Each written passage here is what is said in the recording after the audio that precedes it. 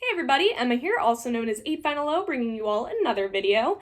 I figured that I would jump on the end of the year bandwagon here and showcase some of my personal favorite vinyl releases of 2021. There's not a particular theme here, it's a mixture of studio albums and box sets and reissues and things like that. So I'm not going to have like a top this or a top that. I will have a favorite album of the year that I will showcase.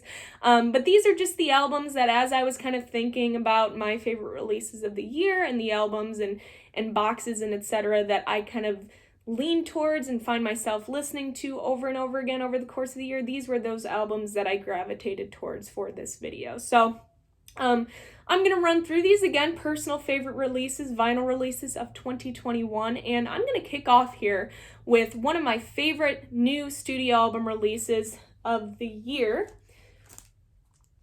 This is Amethyst Kaya's release, Wary and Strange. This came out, I believe, in early summer of this year. That sounds about right, or late spring, somewhere around there. But new studio album from Amethyst Kaya from 2021, probably my top 3 favorite releases just in general of the year. What a beautiful, beautiful release. I was not familiar with Amethyst Kaya before this album. This was an individual that I was actually introduced to by John over at the Digital Gramophone. He sent us some information about this album and sent us some samples, and I was like, this is exactly like what I like. So I ended up getting this when I was in Nashville, and it's just, like I said, it's just a beautiful, fantastic album by Amethyst Kaya. It's kind of her, it's like an exploration into her identity. It's beautiful, it's honest, it's bold, it's just a really great listen. It has elements of like a modern kind of alt-rock sound, it has elements of like bluesy roots music, which is kind of the theme of this album. It has like Americana, folky, I mean, it has a little bit of everything, which makes this a really, really enjoyable listen. And I think the standout on this album is Amethyst Kaya's voice. What a powerhouse, powerful, husky, rich voice on Amethyst Kaya. Just so fun to listen to, just so good. And it's, of course, complemented by fantastic instrumentation, and it has some really cool kind of guest appearances on this album in terms of musicians. So just a fantastic album, and again, one of my favorite releases, new releases of the year. Amethyst Kaya, Wary and Strange. If you haven't checked it out yet, definitely recommend doing that. Fantastic. Robert Plant and Alison Krauss's new album, Raise the Roof. Of course, their first collaboration in 2007 was Raising Sand, which a lot of people have said in terms of this album, you know, they think that Raising Sand is better. I think that both are very good in their own way, very unique. I think Raising Sand had a more kind of like upbeat feel to it, where this one is very mellow and laid back, and I actually think that I like that a little bit more. So, you know, 2 of the best kind of singers in the country, kind of folk singing, you know, Robert Plant kind of taking that on is great. I love the collaborations that these 2 have. They have such great chemistry. Their harmonies are fantastic. But one reason why I think that I really gravitate towards this record, you know, they do a lot of like a kind of, like I said, those folky covers. And one of my favorite folk musicians of all time is Bert Jansch, and there's Bert Jansch connections on here. They do a cover of It Don't Bother Me by Bert Jansch, which I absolutely adore. So Robert Plant, Alison Krauss, Raise the Roof, their new album, just absolutely amazing. Really, really enjoyed this from this year. It was also a great year for Mo-Fi releases, original master recording releases. And this particular album, I still can't believe that I have this release in my hands. I remember I went to go order it, it sold out so quickly, then they put it back in stock, then it sold out so quickly again, then the secondhand markets were crazy, and I said, okay, I'm never gonna have this. It's one of my favorite albums of all time, and I really wanted this release, and it was just so hard to get. All of a sudden, my friend Dylan over at the Record Spinners said that he had a copy, and I got a really, really good deal on it. I'm so excited to have this in the collection. One of my favorite additions of 2021, this is Jeff Beck Truth, the Mo-Fi original master recording. I have a few different copies of this album, but this one is the most important copy, and one of the most important just copies, vinyl copies in general in my collection.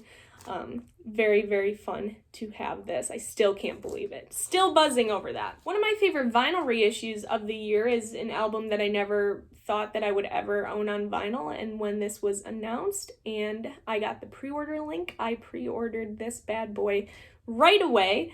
This was reissued by Back Groove Records, and it is great, the best of the best in terms of Chicago power pop, material issues, international pop overthrow. I still can't believe that I have this album on vinyl. This is the 30th anniversary edition. That's kind of all I know about this particular reissue, but just a fantastic, like I said, if you haven't listened to Material issue, you need to. Fantastic Chicago power pop, originally released in 1991 and is in my hands on vinyl. So definitely one of my favorite editions of 2021. My favorite box set release is probably not a surprise to you.